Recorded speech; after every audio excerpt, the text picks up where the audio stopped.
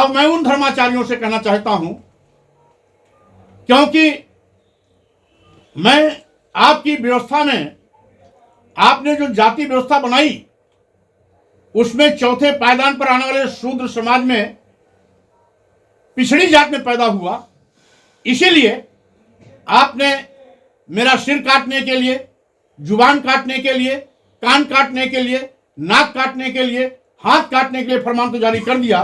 क्या आपके अंदर हिम्मत है कि आरएसएस प्रमुख भागवत जी के भी सिर, जीभ, हाथ, नाक काटने की हिम्मत कर सकेंगे?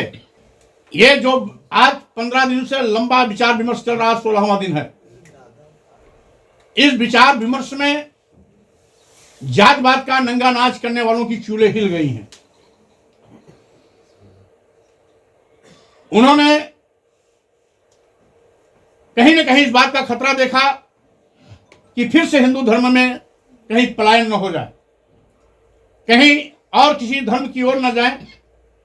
इसलिए समय की नजाकत को देखते हुए आरएसएस प्रमुख श्री भागवत जी ने भले ही मजबूरी में यह बयान दिया, लेकिन उनकी चिंता जायज है।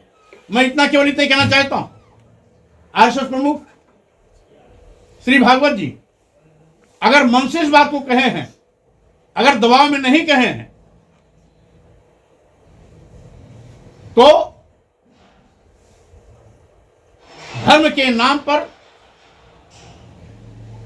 वर्ग विशेष, जाति विशेष, वर्ण विशेष को अपमानित करना, गाली देना, आपत्तिजनक टिप्पणियों सहित सभी उन अंशों को हटवाने के लिए पहल करें, क्योंकि उन्हीं के संरक्षण में आज केंद्र में सरकार है, देश के तमाम प्रदेशों में सरकार है। माननीय प्रधानमंत्री नरेंद्र मोदी जी देश के प्रधानमंत्री हैं, और माननीय प्रधानमंत्री नरेंद्र मोदी ने भी कहा था 2014 लोकसभा चुनाव के समय, जब किसी पार्टी ने उन पर किसी टिप्पणी की थी, तो उन्होंने भी नीच होने के अपमान का दंश झेला था। सार्वजनिक सभाओं में, एक नहीं अनेक सभाओं में कहा था कि पार्टी विशेष के लोग हमें नीच कहते हैं क्योंकि मैं पिछड़ी जात में पैदा हुआ हूं।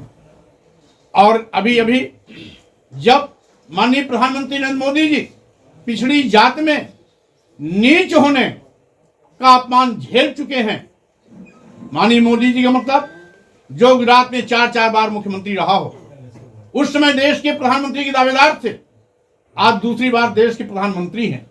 जब ऐसी शख्सियत को भी इस जातवाद के दंश और जहर को झेलना पड़ता है, तो गांव के एक सामान्य दबे कुचले, पीड़ित, शोषित, दलित, पिछड़े आदिवासी समाज के व्यक्ति का क्या हाल होगा, इस देश की महिलाओं के साथ कितना सौतेला व्यवहार होता है, इसका अंदाजा नहीं लगाया जा सकता। मैं चाहता हूं कि अभी भी अकल ठिकाने पे आ जानी चाहिए।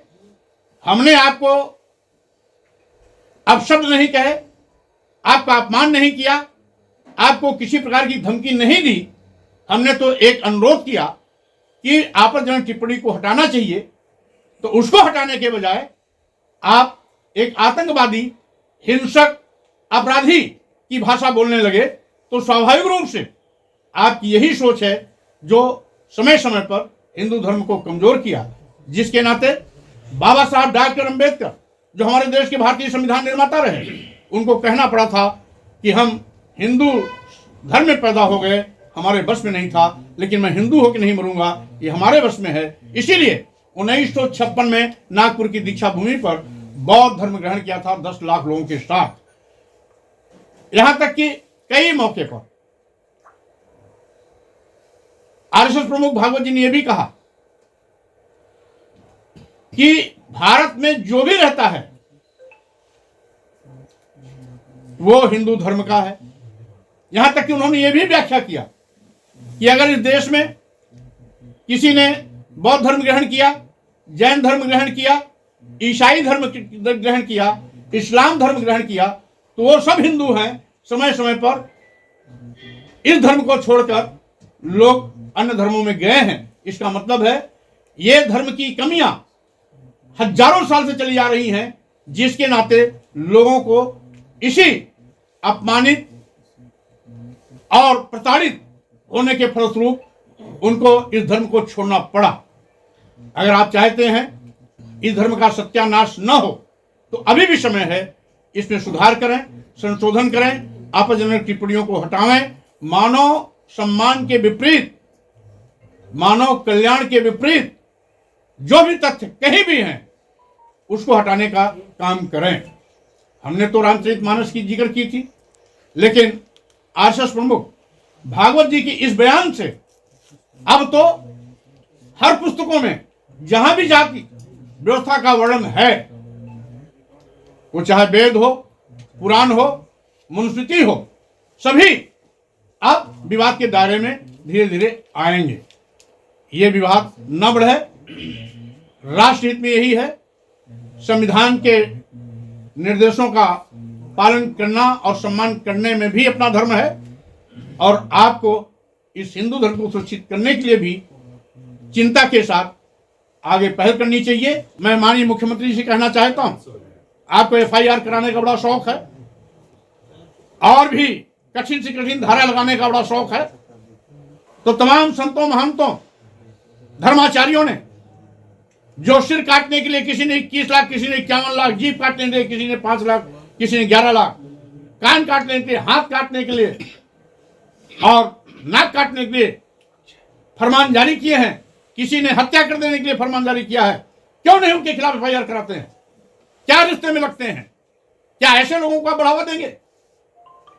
संविधान का कानून, संविधान की व्यवस्था चलेगी नहीं चलेगी? कानून का राज चलेगा कि नहीं चलेगा? हमने तो केवल आपत्तिजनक टिप्पणी हटाने की बात की जो संवैधानिक दायरे के अंदर है। हमने कोई कानून का विरोध नहीं किया। किस बात के लिए एफआईआर?